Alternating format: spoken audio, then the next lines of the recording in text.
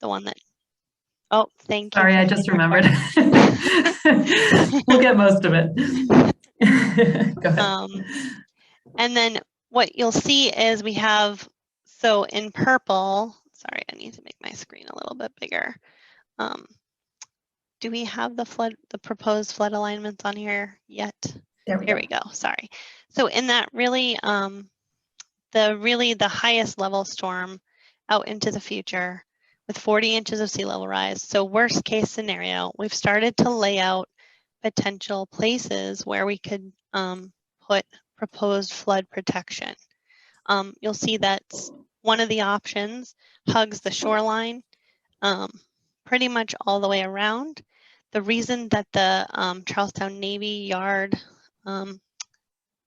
portion that is the National Historic Park is left out is that the city is, so you can see like nothing wraps that right now. That is an area where the city is working directly with the National Park Service on protections that will happen there and maintaining the operations that need to happen there. And then another portion, we hug the shoreline over by Paul Revere Park and Constitution Wharf. The other alignment that we have shown is an alternative alignment that runs along the public right-of-way. When we do an alignment along the public right-of-way, what will happen is some of the buildings seaward of that alignment, and I should say this happens with the one that hugs the shoreline. As you can see, the ones that hug the shoreline, there are the auto port is also kind of left out of that protective alignment. City is also working with Massport, who has some plans in place already to protect their buildings, to require their lessees to protect those buildings and to maintain ship-to-shore connections and waterfront industrial uses. Outside of the protective alignment for some of the piers is also an option for those buildings to be built in a resilient manner and do building level protection. And then if the alternative alignment location was chosen along that public right-of-way of First Avenue, additional buildings would have to be protected at building level scale. And these are things like putting up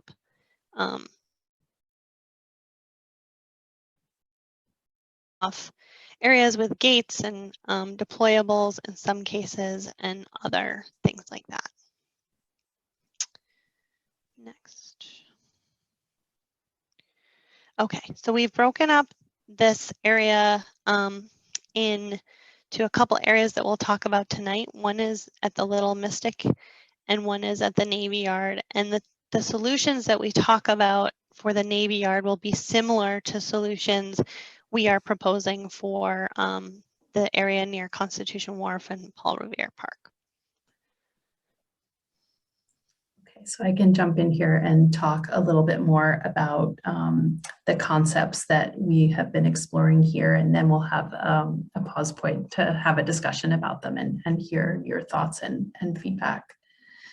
So starting at the Little Mystic Channel, just to orient everyone, we're looking kind of down the channel. You can see the Charles Newtown apartments over here to the left, Terminal Street and the Auto Port over to the right. This is an aerial of the site today. And so what we're going to be showing you in the following drawings are what we call a section elevation. So you're seeing this red line. So if you can imagine a plane is cut vertically through that red line, you're seeing a cut through the buildings and the land, and then you're seeing sort of the image of what lies behind it. So you can see here, we're taking that plane and cutting through the buildings where you see the dark black outlines. That's the place where we're cutting through. You can see the edge of the land at the bottom of the Mystic Channel, and you can see sort of the lay of the topography today. And so you immediately notice that the Harbor Walk, the waterfront walk that hugs the channel here is quite close to the Charles Newtown apartments. And so we're looking at what are the strategies that we could use, what concepts could we develop here that could elevate this edge to prevent water from entering into the neighborhood at the flood pathways that we were looking at together earlier.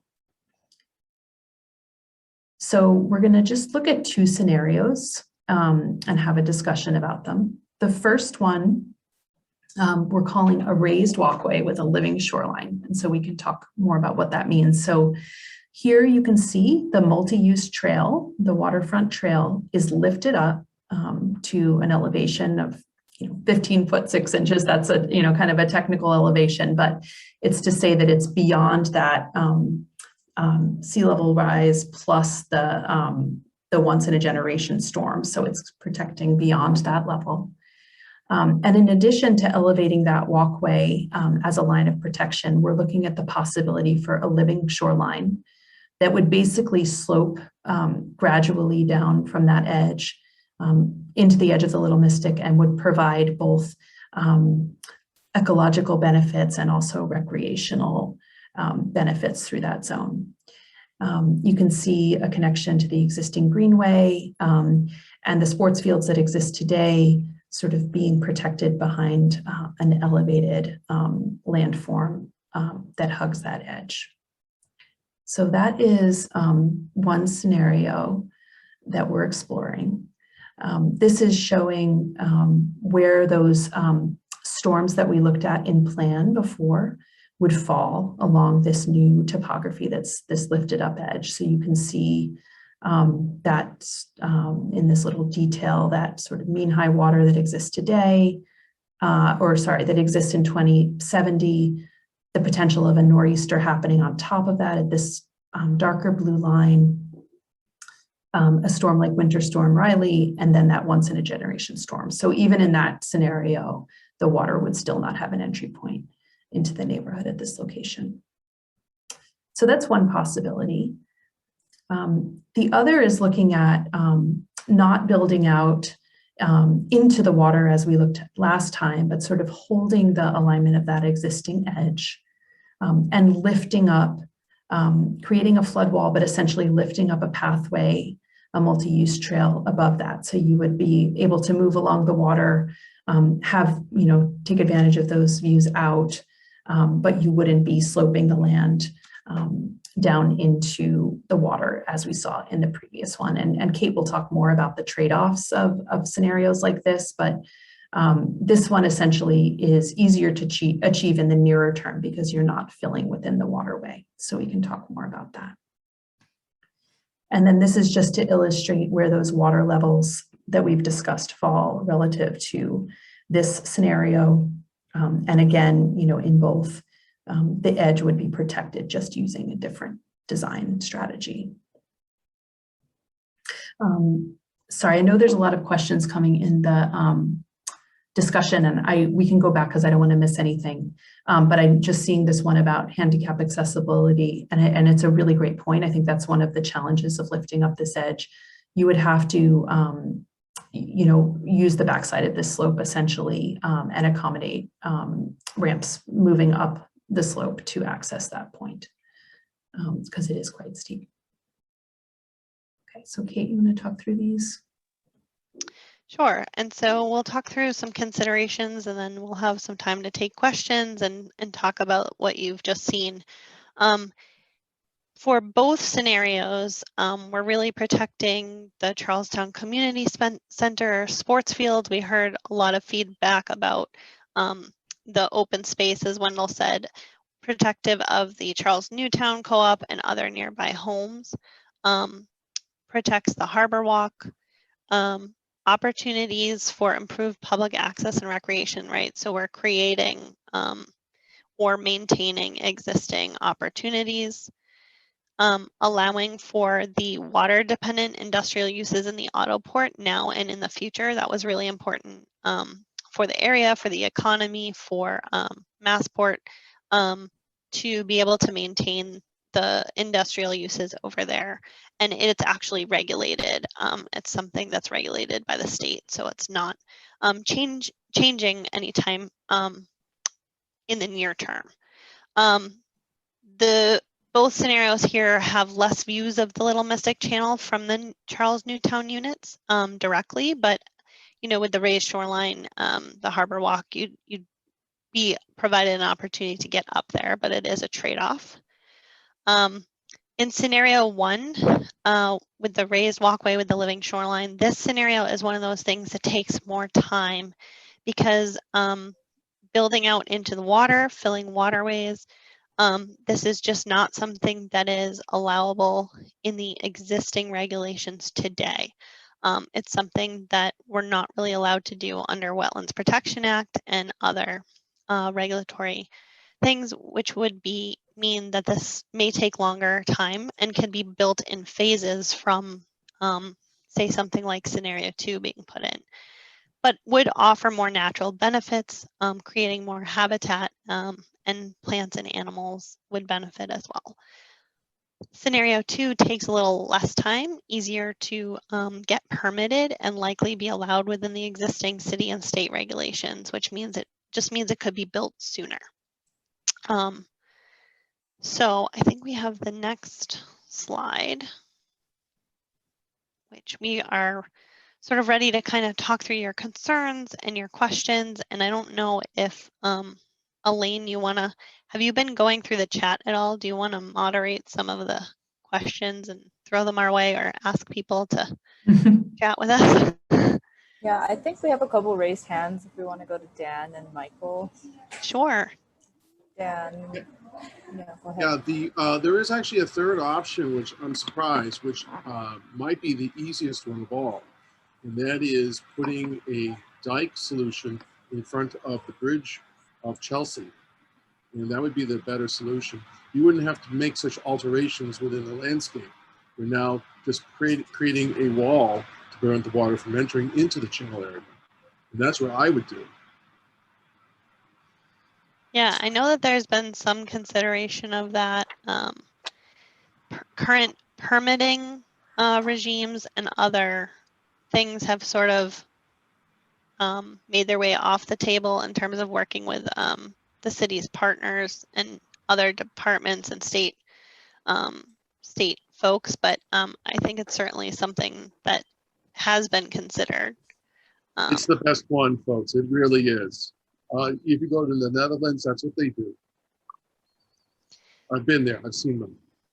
Yeah, so it's I don't know, Dan, if you want to expand upon the what you're thinking of, but are you thinking of sort of a gated solution across the channel, or just? There's a variety of different ways. One is a gated scenario, which it could be slide, it could be lift from the bottom. Like for instance, in Venice, they actually have something that raises up from the floor of the water and makes a break wall for their flooding issues. I've seen, and there's drops in Japan. I've seen where they use a sort of a drop mechanism or slides down into the water. They need a faster deployment because of tsunami, but that's a different reason for them. But there are other mechanical ways we could do this that don't destroy the character of the space. And that's what you're doing here. No matter what you do here, you're raising, you're adding greenery. It's covering up the ill. It's not solving the ill. And solving the ill is preventing it from even getting that far. Thanks, Dan. I think there are some other considerations about this that I am seeing that are in the chat, but things we've talked about too is that, there's potential for, poor water quality after a time by cutting off, that gate would have to close more often over time as you get through 2070, which means operational considerations, maintenance considerations, water quality considerations. So it's something that the city and its partners have been looking at, but it sort of has fallen off the table. In terms of these solutions, one of the things trying to be provided, and certainly there's more opinions out there, is just, what other community benefits could we add here by working them into new infrastructure that could be built here. So I know Michael's had his hand up for a while, so Michael.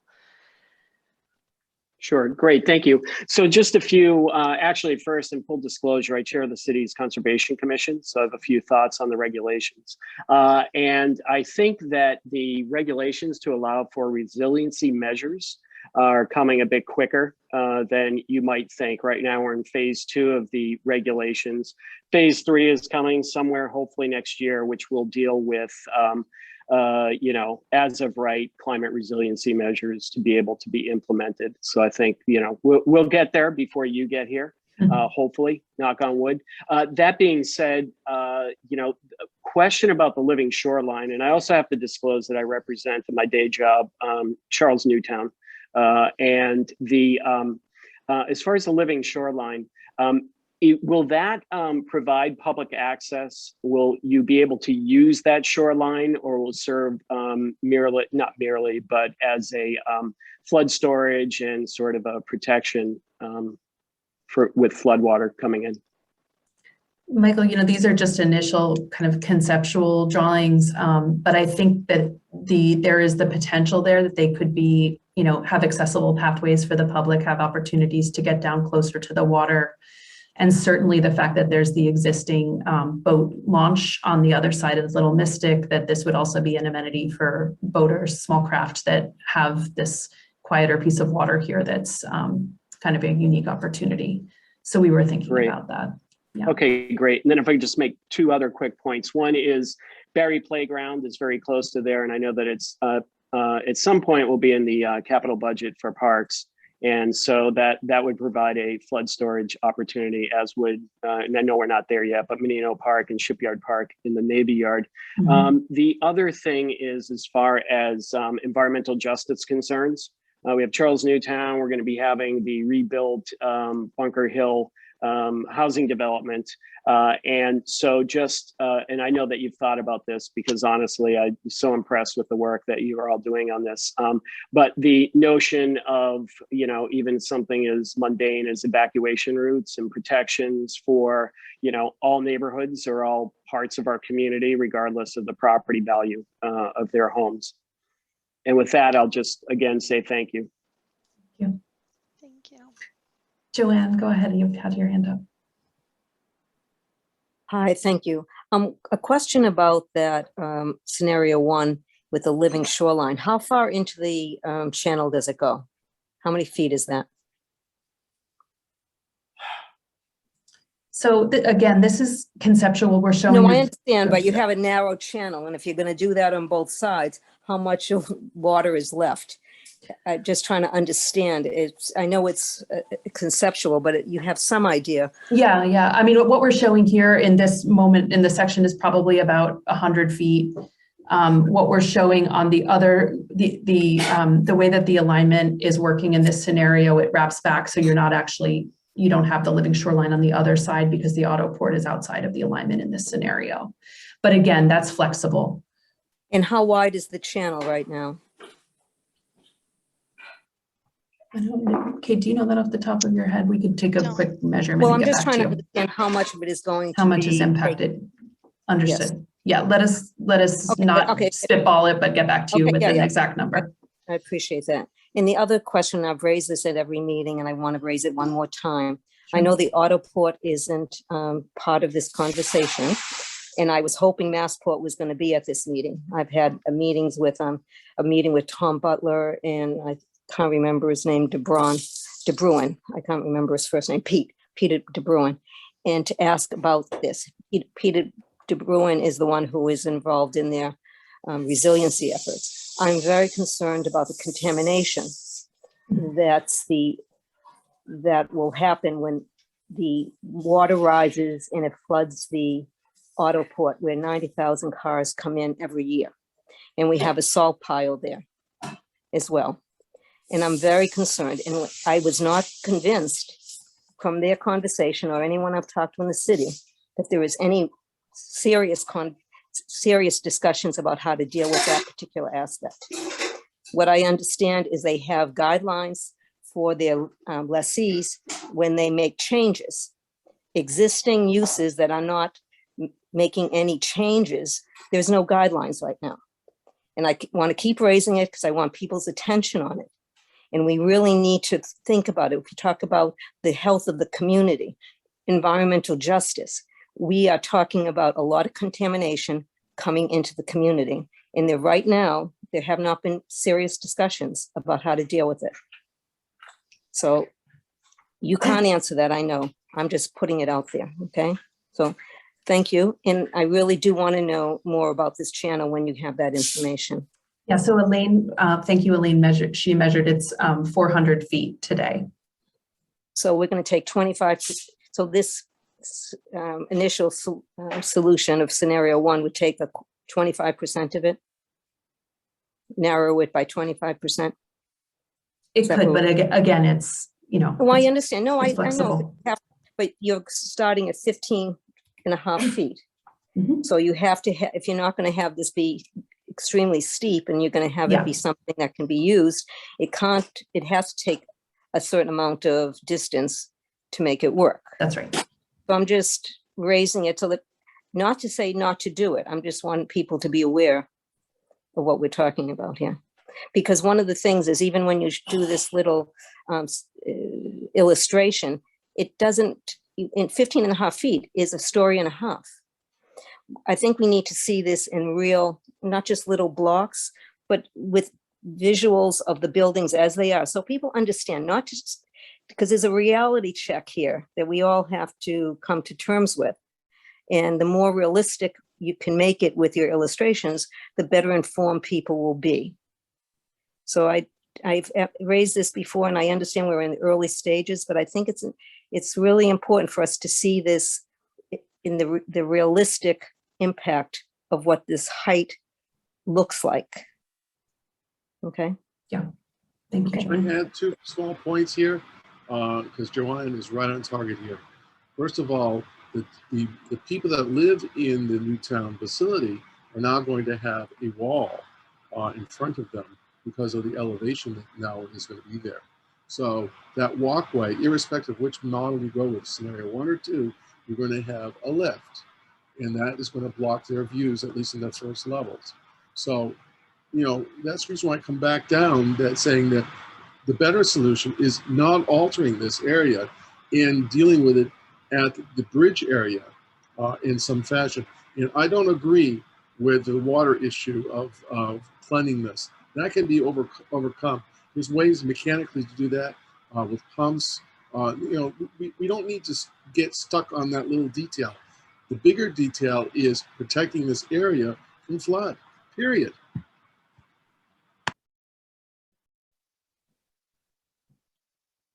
So I know there's other hands raised. I do want to make sure that we have time to talk through the second study area, because we have about less than 15 minutes left together.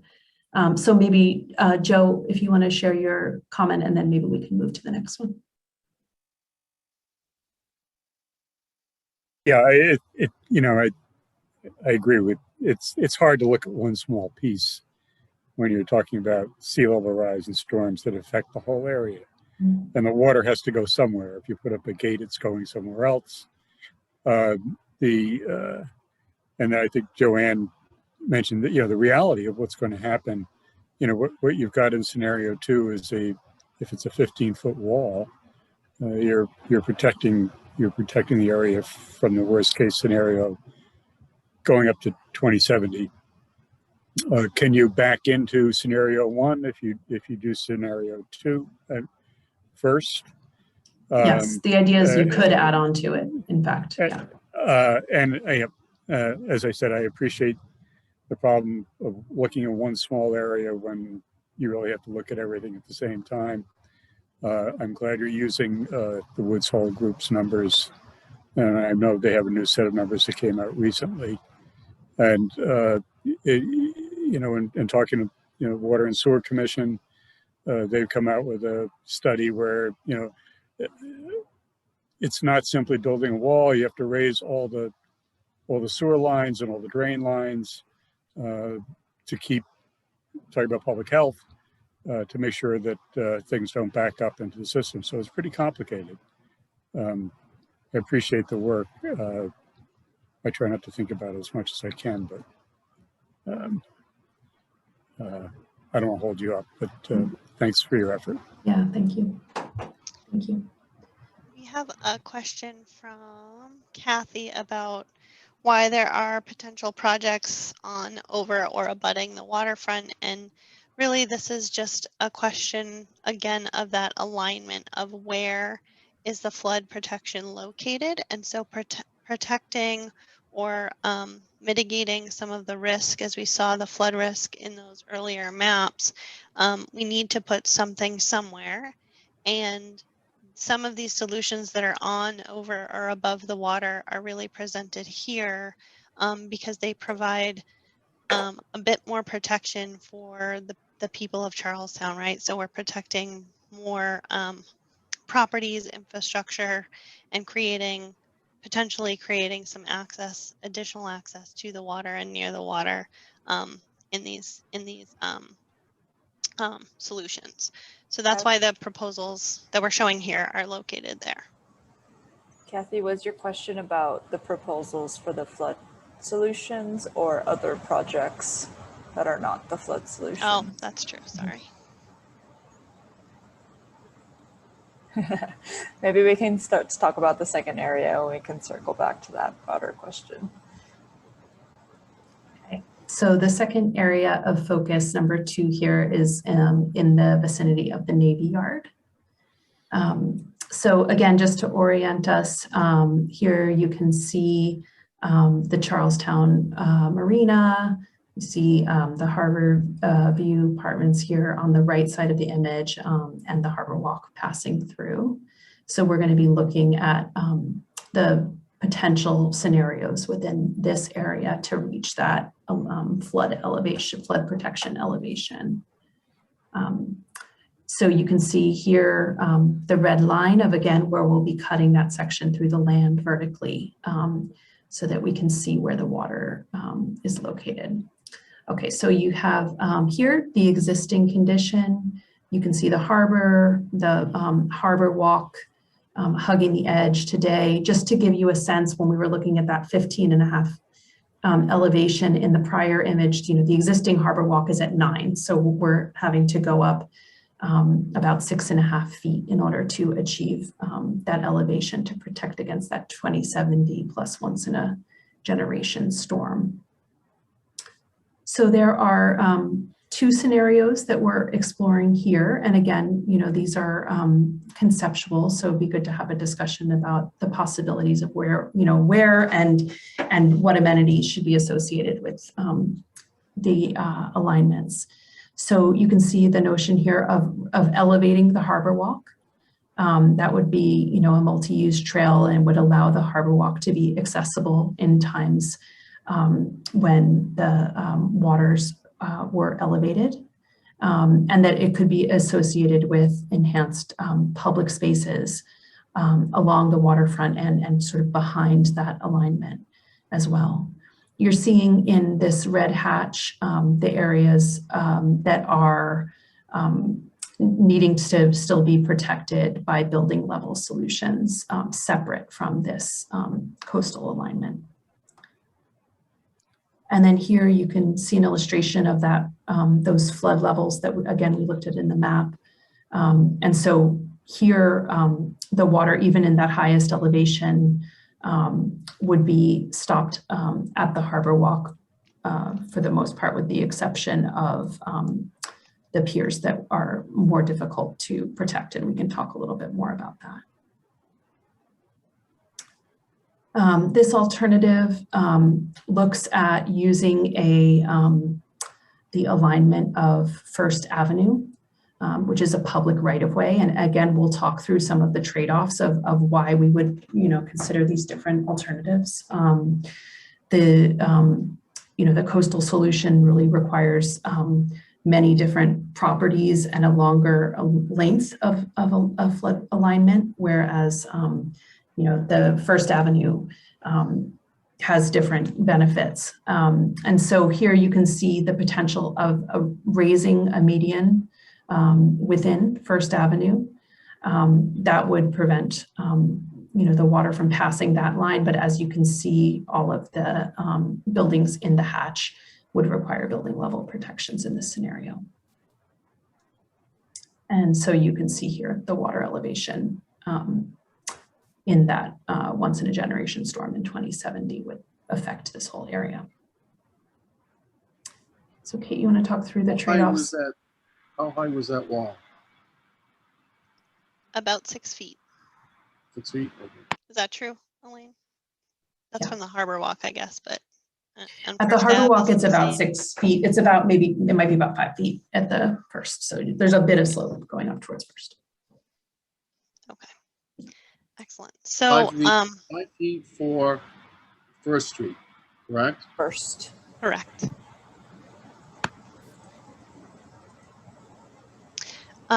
So for the for both scenarios, you would need gates for cars to access the waterside properties. This means gates that will need to be installed and activated for each flood event. In scenario 1, that raised harbor walk, we protect the harbor walk and more buildings, reducing the risk to the majority of the Navy Yard, apart from structures that are located on piers. And I'll just stop there because I know we've gotten a lot of questions about this, but there's a lot of structures out on piers. There's a number of reasons why it can be harder to protect those with a scaled solution that wraps around the piers. And this happened, you can read a bit more about it before our plan comes out. Similarly to the downtown area, there's a lot of underlying conditions under those piers that may not be the best for putting a structure and wrapping it around all the piers. In addition, with development going on in some of these locations, those new developments will be held to standards that require them to do some of this flood proofing. And I think there's a couple of other reasons that we can talk about in terms of costs. Just costs become, the longer that you go around and the length of that solution becomes, the more costly it becomes. So there's there still has to be a cost benefit analysis done to this project. So we might find that the length of that protection could cost more than the protections being built in by developers and those who are working at a building scale level. So scenario 1, the raised harbor walk, also costs more and is a little bit more complicated. It affects views of the water, but it does protect more buildings. So again, we're just talking trade-offs. It doesn't mean we're picking one over the other right now, just trying to show you some of the decisions as a community that we might need to make, right? Scenario 2 is that raised First Avenue. And as many of you have seen, it leaves the harbor walk exposed, but also protects less buildings from that particular flood protection structure being put in, leaving some buildings on the water side needing to do separate solutions. Those separate solutions might be building level flood proofing. It might be groups of buildings that are protected with something around them. Generally, this solution would cost less because it's not wrapping around that waterfront, and could happen faster only in that it's in the public road. So it's a little less complicated in terms of moving that project along its public property, and something could be put there faster. And it doesn't really affect views of the water. So these are just, again, some of the trade-offs and considerations we're thinking about. So here, again, what do we want to add, remove for each of these scenarios? What's most important to you at this location?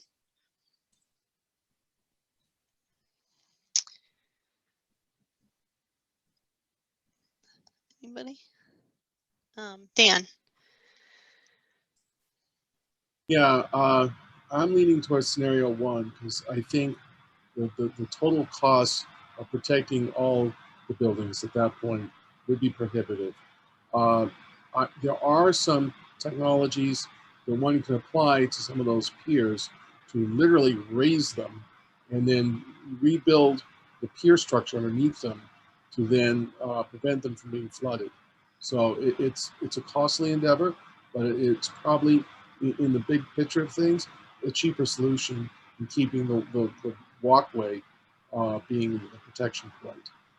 But again, you now have a sightline issue for the existing buildings. But I don't think it is bad here because most of the buildings are at a bit of a distance on the land side of things.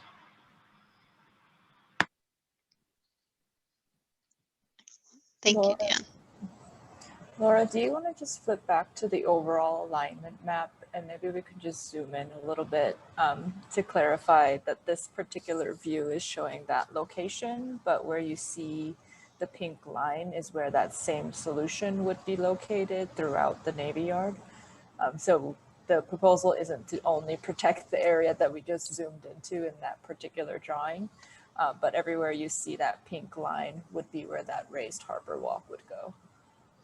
That's right. And yeah, and we're zooming in, to a couple of areas just as, representative, but you can see the area to the west would have a similar solution to what was illustrated in the other with the raised walkway hugging the edge, providing that protection. Correct. And again, the National Park Service is working with the city. So that area sort of in the middle, that doesn't look like there's anything hugging around it. That's an area where the city and National Park Service are working together to identify how best that they can protect their operations and their buildings and the historic preservation of the area. I want to clarify that I know that there is some development going on, but there's also existing buildings that would be seaward of a First Ave alignment. So some of the piers where building level solutions are expected to potentially take place and why those might have been sort of put in the building level flood protection category are because we know that some of those buildings and things that might be going on there have the ability to already be thinking about adapting. And so they are not necessarily in some of these alignments as being behind a flood wall or raised harbor walk or whatever. The First Avenue alignment, we know that there's a lot of existing buildings ahead of that and funding and things like that would all have to be worked out. So we definitely hear you all. We understand. A lot of these plans always contemplate an alignment that has a public right-of-way option because if nothing else can get built, potentially there's some public right-of-way option that we can build something somewhere there in the near term.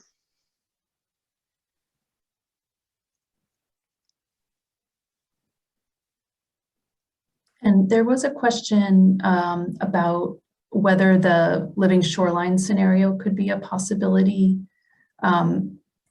Certainly there would be the same limitations in terms of the ability to accomplish that today, but you could take the same approach where you elevate the edge, a walkway, and then in the future there could be the potential to, build out that more ecological edge in addition.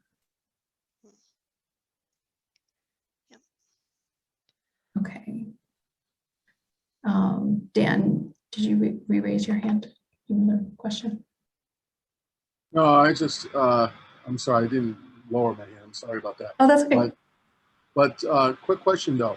The Paul Revere Park endpoint is still a bit of exposure there all the way around. How do we deal with that?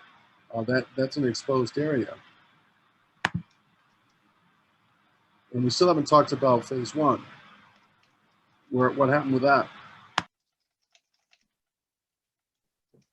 Kate, do you want to address how the alignment ties in at Paul Revere Park? Yep, so where that alignment comes in is we would show it tying into the high ground of Paul Revere Landing Park and tying into whatever flood solutions are going in there. And again, we are planning today for the future, right? So we need to communicate and work together with solutions that are happening and then find the high elevations that already exist amongst either two projects or land that exists there today. And then I did see a comment about the piers again. Seaward of that pink line, you'll see buildings in pink. Those buildings would need building scale protection. They wouldn't just be left unprotected. The idea is to work together on what those protections could be for those buildings out on the piers.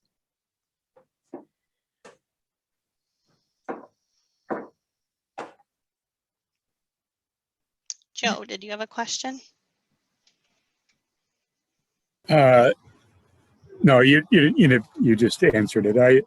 You're basically, I think it's hard to come to grips with the way things are now and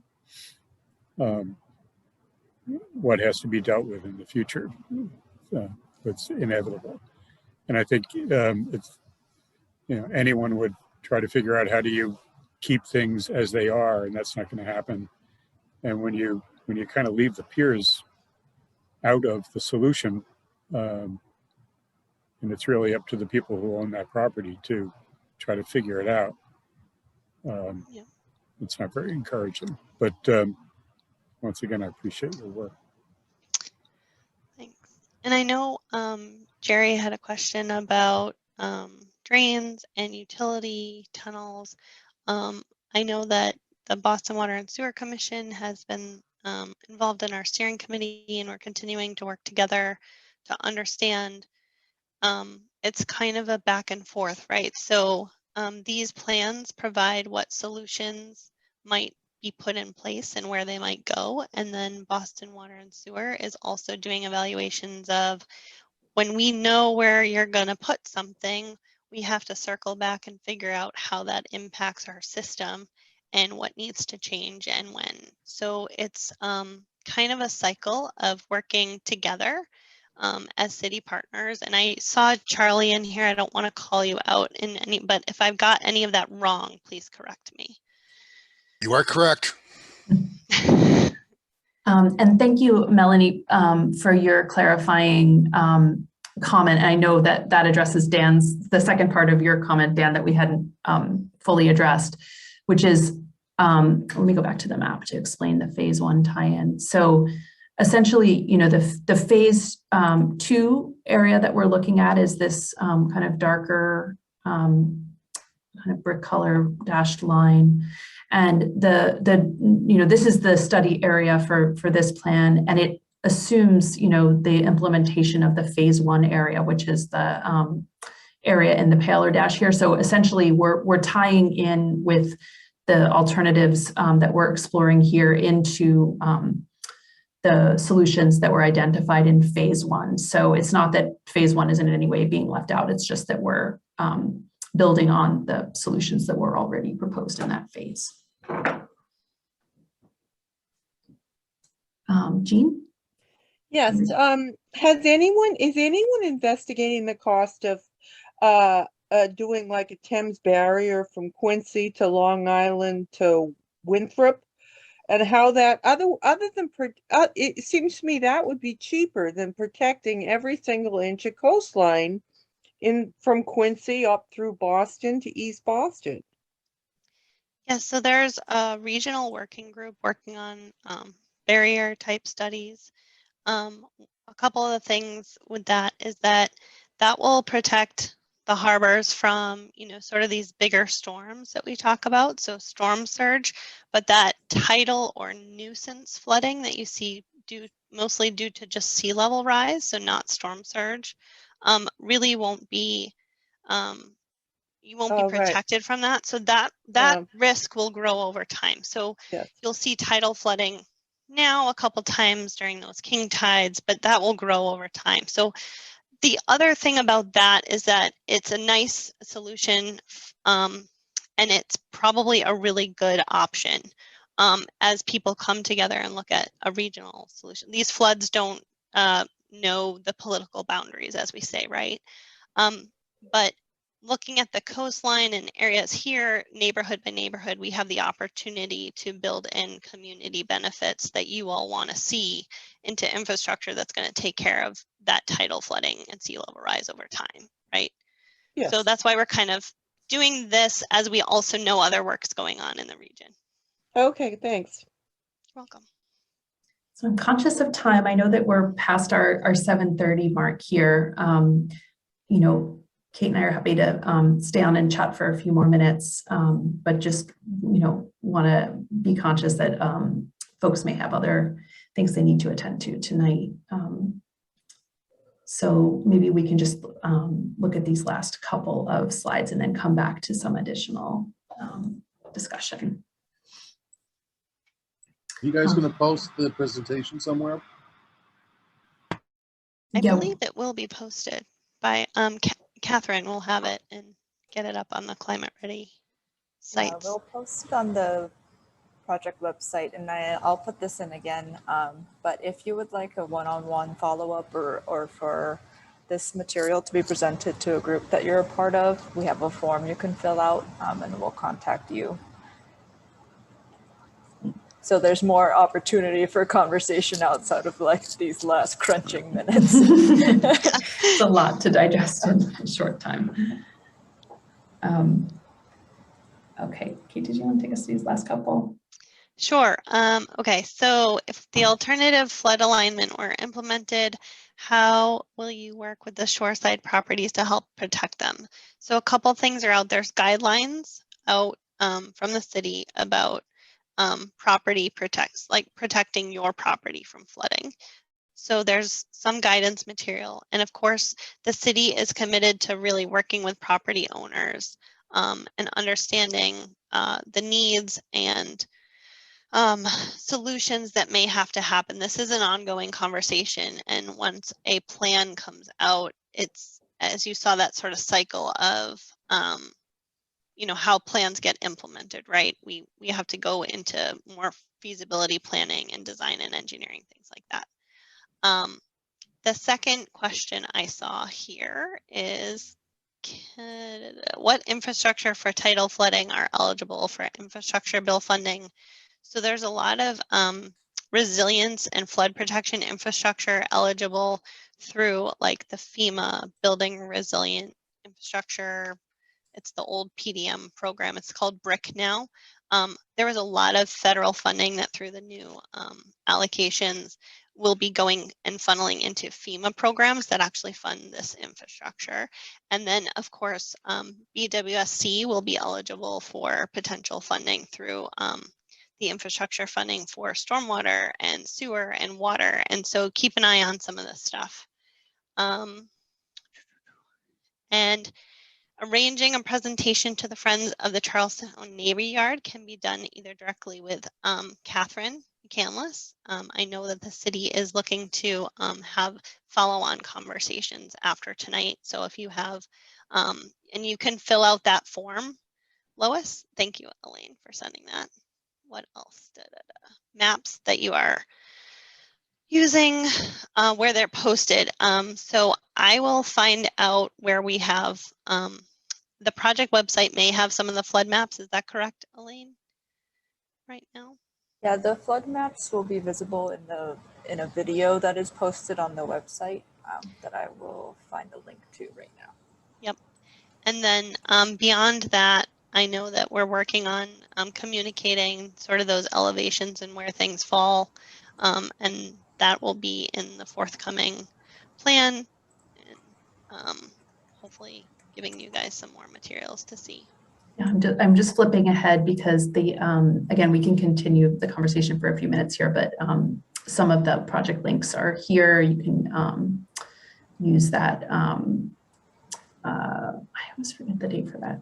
Is the thing you scan? The QR code? QR code, thank you. I was going to say URL. The QR code to access some more of that climate ready information that we've been discussing. I just like to say that this is a bitter pill that we all have to swallow, and it's a sad one at that. So you guys did a good job. Thank you, Dan. Boston Water and Sewer has a link to a really up-to-date mapping of flood and sea level rise. I don't have it right with me, but I'm sure you can get it on Boston Water and Sewer. He did a terrific job. Yes. Let me see if I can find that, unless Charlie has his hands on it.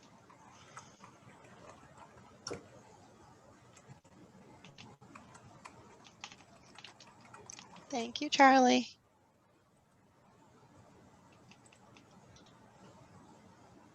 Any last thoughts or comments about what you sort of would add or subtract from any of these scenarios, or what aspects are most important to you in these locations? I would say that it's really getting a slice all along the path in a true elevation of each correction point, so that it's clear of what's going to be coming, as well as looking out from the buildings of that area outwards to the ocean, or the harbor in this case. What are they going to see or not see? I'd like to point out on that as well, to have, I know these are just early concepts, but it's very hard to get a sense of reality and the human perspective and, the property owner perspectives and all the things that will matter. And I also agree with Dan or Joe, I'm sorry, I don't know who said this, that this is a pretty bitter pill to swallow. So I think everyone, on one hand, we want to cover our eyes, and on the other hand, want to run screaming when we open them and look at this. So we have to absorb it. It's hard to get all this quickly. It's a lot to take in. That I thought was missing in the Navy Yards, not the Little Mystic side, but Navy Yard side. Whereas it's a much smaller area, the Little Mystic area, so you could imagine some community benefit from the living shoreline. I didn't see a heck of a lot of community benefit in the Navy Yard side, and obviously some big gaps. It concerned me that you thought there was development happening in that part of the Navy Yard that could mitigate the costs. And again, I didn't see a heck of a lot of community benefit. So in a swallow pill and some sugar would help it go down. I'd like to also raise that we are anticipating the elimination of the Charlestown forest, the urban canopy in the Bunker Hill housing, which I think is going to negatively impact the amount of absorption during storm surge. And I think this whole project should include greening the city, greening Charlestown, and having green roofs and having more trees and less asphalt and less glass and steel, because we're just playing into our own demise. So I'd like to see the statistics on how many acres of new development and how many trees are going to be removed from our community, and see how you can address that, if you would, please. Stan. Rosemary, your hand up. Thanks. I'm really concerned that I haven't seen anything having to do with the portion of the Navy Yard that is west of basically Pier 7. And if you didn't even include Pier 7, you didn't include Pier 6, Pier 5, Pier 4. The BRA is presently planning for residential development on Pier 5. And under the circumstances, it seems to me that there's a complete disconnect between you people and the BRA. And I'm going to call them the BRA because that's really what their name is, notwithstanding what they like to call themselves. And I just find it to be completely unbelievable that this portion of the Navy Yard was not included. And I think it needs to be addressed. And I don't think that the raising First Avenue in the middle is a workable solution. The traffic is already horrific over here, and you raise the middle of a street that doesn't protect the entire area. And it just, to me, while it may be something that makes sense to you all, all it says to me is that you haven't walked the Harbor Walk and you're not familiar with what you're talking about, at least in terms of the portion of the Navy Yard that you didn't address. Now, maybe you've been over to the Little Mystic, that's fine. Maybe you've looked at the phase 1 thing, but I don't think that this phase 2 part in terms of dealing with Pier 7 to the west is satisfactory. And frankly, I think it's completely underdeveloped, and I think it needs a lot more work. And I think we need to have another meeting with you people presenting some real solutions to us, and not just something that is non-workable as raising first. So that's all I have to say. And I just think the city needs to get its goals in line here, because how can we be putting more housing out on a pier when we know the pier as it exists is already under the FEMA flood L, and you guys are planning for, heights that are over that. Just a disconnect to me. Anyway, that's all I have to say. Thank you. And thank you for your presentation. Thanks, Rosemary. Can I just add to Rosemary's comment here just a little bit? The Pier 5 projects that have been proposed are all floating. So they would go up and down with the tide. So they're not a big risk. Dan, that's not correct. You don't know what you're talking about. They're not all floating. Only one is not. It doesn't matter. They're considering all 3 of them, and I don't think the floating is That one has been pulled off the table. The one that was a structure was being pulled off. Not as far as I know. And I talked to the BRA the other day, and I asked them, and all they told me is they're on a hiatus. So don't talk about things you don't know about. Can we flip back, Elaine, to the overall thing again? This one? Yeah. So I just want to clarify for our understanding what we think is being left out and what is not being considered here, just for our notes. So Rosemary, what are we seeing that's being left out of being protected? Well, if you look at where Pier 7 is, you haven't included Pier 7, Pier 6, Pier 5, and Pier 4 doesn't even appear on your map. I believe Pier 4 is there. It's just very light. Yes. All right, that's fine. What we're showing is a line of protection around where the harbor walk is in many, with piers that are out over the water, and the buildings are still in purple because they're expected to do, hopefully, and in this scenario, right, building level protection. For those that are existing buildings, that means working with the city to understand what that means, what they can do, what might be put in place there. For those that are developing or new buildings that are be put in place, they will be held to certain resilience standards. So they are expected or anticipated by the plan to be built to those standards and be flood resilient. To me, it doesn't. First of all, there is a harbor walk around Pier 6. Yep. You don't have it on there.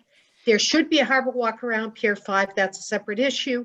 But I don't think that it makes sense to plan for existing and not plan for what's proposed too. Because to me, it seems like we're flushing money down the drain, and it's all our collective tax dollars. And if we're going to have to take a big hit because we have to do this, and it's for our protection and the protection of the community, then let's be comprehensive. It doesn't make sense to piecemeal it. And to my way of thinking, by not including Pier 7, Pier 6, Pier 5, and Pier 4, it's piecemeal, and it doesn't deal with the problem. And then it ends at the end of Pier 4, and because you guys are dealing with the Navy, and it doesn't show us Dry Dock 2 or any of those other areas that are going to be inundated and where the floodwaters have already come up. I just think that not enough thought has been given to the existing areas that other than areas where you people just decided to deal with. And I think it's short-sighted. So.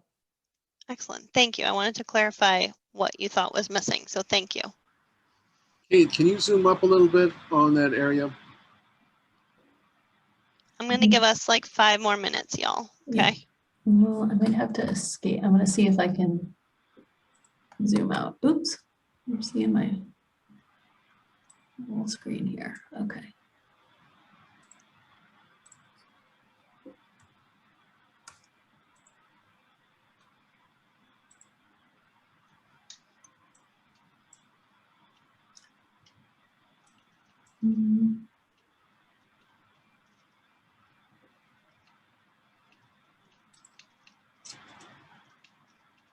Bear with me. Yeah, that'll do it. Does that help you, Rosemary? Yeah, I see it, but my point still is that you can see Pier 7 completely unincluded. Pier 6 has a building on it, has Harbor Walk, it's not included.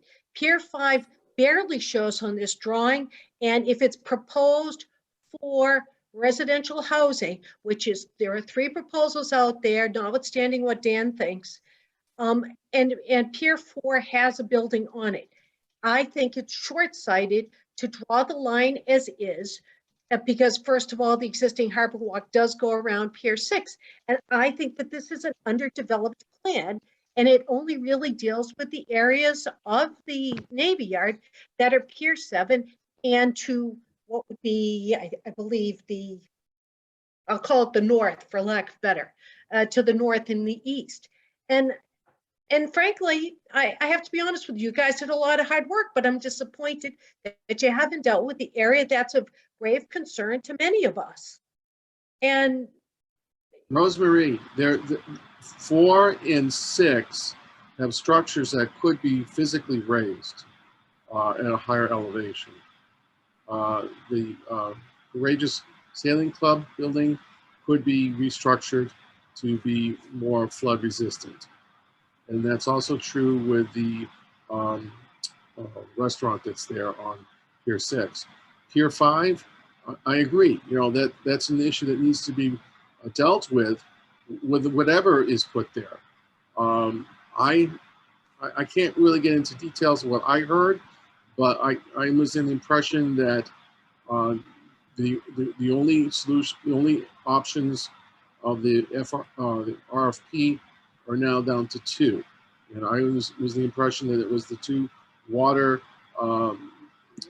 barge solutions that survived from the economic downfall of COVID. But maybe I'm mistaken. If I am, I'm sorry.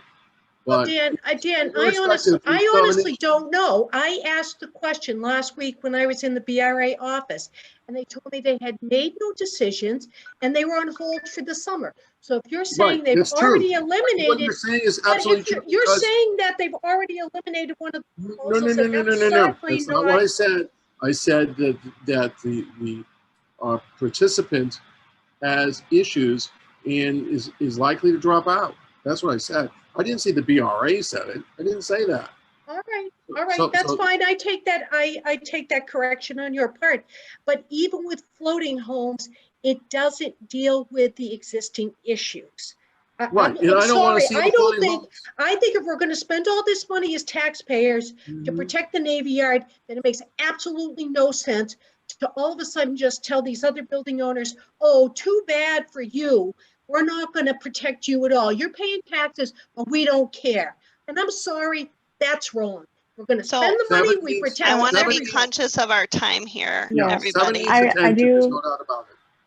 I do want to Yeah. jump in, and I'd like to say to please keep in mind that these plans are conceptual. Nothing here is set in stone by any means. This is early. We're just trying to work with what we can in these areas, but that are very, very constrained. If you have suggestions for what you think might be a better alternative that we haven't considered, we would really love to hear them.